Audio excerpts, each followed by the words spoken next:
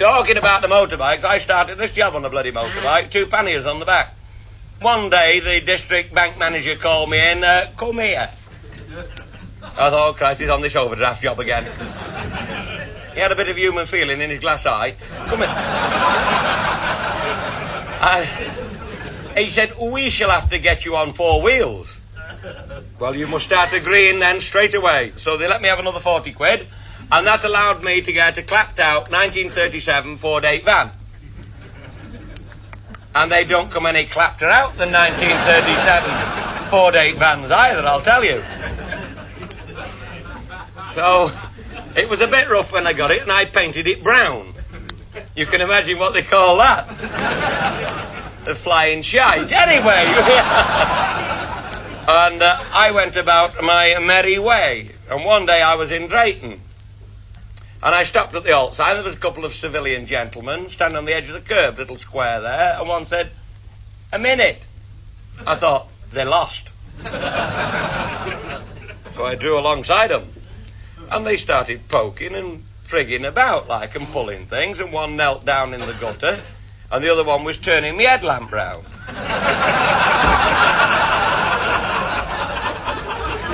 I said, don't unscrew it, it's needed.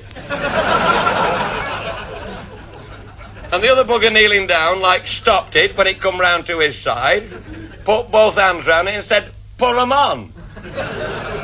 So I obliged him. And he said it again. Put 'em on. I thought, wait till my bit of whale warms itself up. I will blind the swine.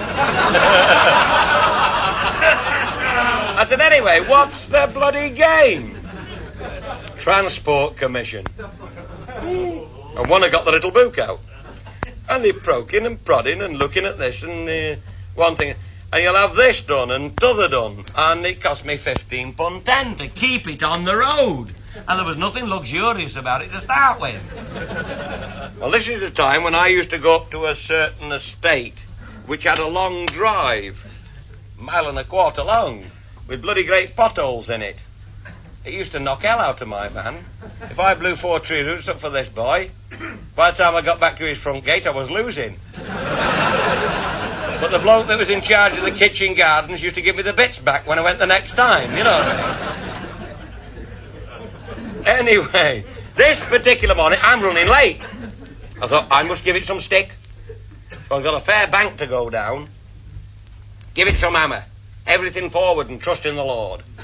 And with this bloody old van, I could always tell when it was doing 50 because it started charging at 15 amps, you see. And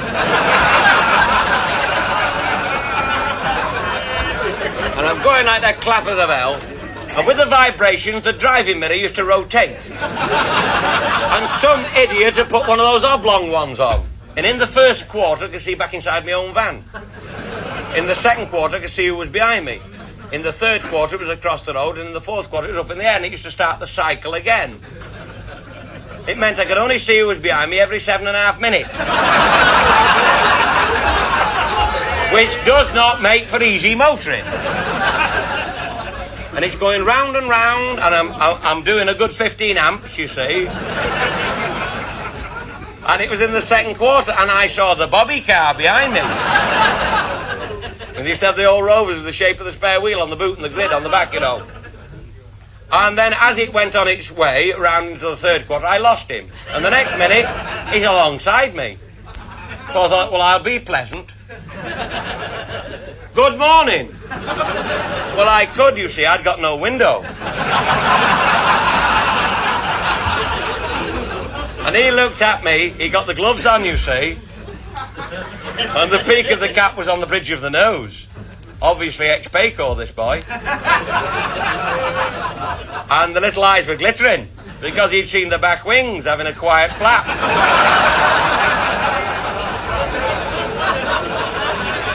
I've got one for low flying. And he shot in front and put his sign out to stop the police. And then he put his brakes on, the fool.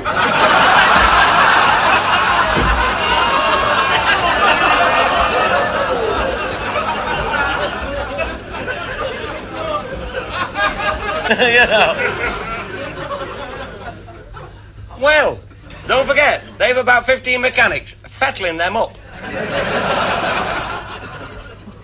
They're on hydraulics. I'm a poor lad with pre-stretched cables. I stood no bloody chance at all. Have you ever been in that position? Ooh!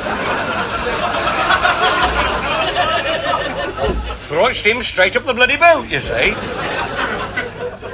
Shot off me seat, bumped me head on the roof of me motor, went back again just in time to see his signs sag on me bonnet. He went, "Stop, please, please stop." And a whisper blew out of one corner. He was out that car, big lad too. He was livid.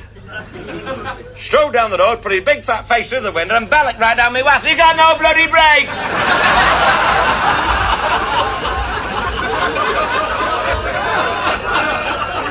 As though he's telling you something.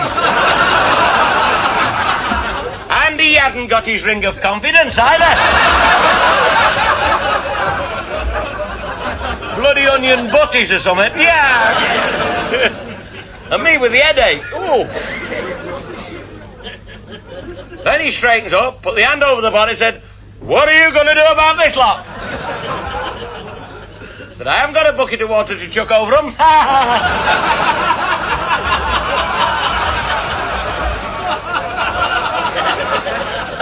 Little swines, them forwards, you know. He said, "It's no use being bloody funny." I thought, no, I ain't flogging a dead horse here. I said, "I tell you what, you get in your motor, and I'll wrestle with the bumpers. See, I'll get them parted, and you can go away, you know." Because I didn't want him to drive off and take my bloody bumper with him, you see. So he gets back in. I'll go down the front, and mine's overrid a bit, you know. I'm trying to get them parted. Up now a bit. And then, of course, he loosens the clutch and jumps about 12 foot. And he took the end of my bloody thumb off. He went up and dragged his sign up, so I run behind and put it on his body. And went back and bolted myself in. And I got a little towel bottle to the door. Well, he can't get out me. By God, he was out again. Down the road, face through the window. "You've got that." I said, "You've said that once." "Put 'em on," he said. "I'll push this." "Put 'em on. Put 'em on," he said. "I'll push it." Big lad, too. I thought he just might. What am I to do? It suddenly occurred to me. A couple of mates of mine had started a garage business, and they'd said to me about 3 weeks previous, "That stinking old thing you run about in, we'll put you some cord rings in it, give you a bit of compression." And as he went round the back, you see, there's a lot of whacker in those old Ford gear levers, you know. So I flopped it in reverse. I thought, push that, you twat. Anyway. Now, I hadn't got much in the way of brakes, but I'd got a bit of compression. So up with me 4 cylinders, and in reverse, and me one good brake, by God, mind you, he shook it like a bloody rat. I thought you're going to come through the back doors any minute. And I think that was the year that Y fronts came out.